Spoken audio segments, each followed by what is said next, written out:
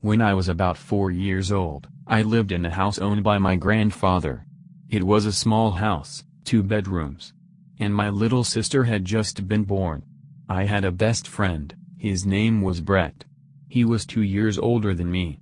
Him and I often played in the front yard of that house, and since the entire property was fenced off, we didn't need to be watched.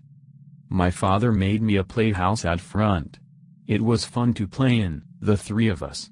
There was this girl who used to play with Brett and I, her name was Emma.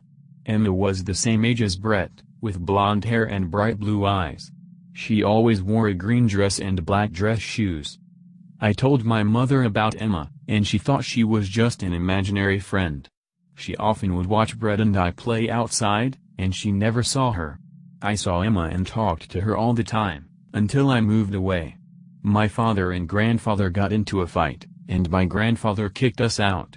I never saw Emma after that, except once. That's a different story. My grandfather burned down my little playhouse, and I cried. It was the only place Emma liked to be in. I never told her I was leaving. I thought she would be mad at me for having to leave. She got mad when Brett needed to move away. A few years later, my father was cleaning out a warehouse across from that old house. He found a newspaper, which I no longer have. On the newspaper, it talked about a drive-by shooting of a young girl. She died while waiting for paramedics. Her name was Emma, and there was a picture of her.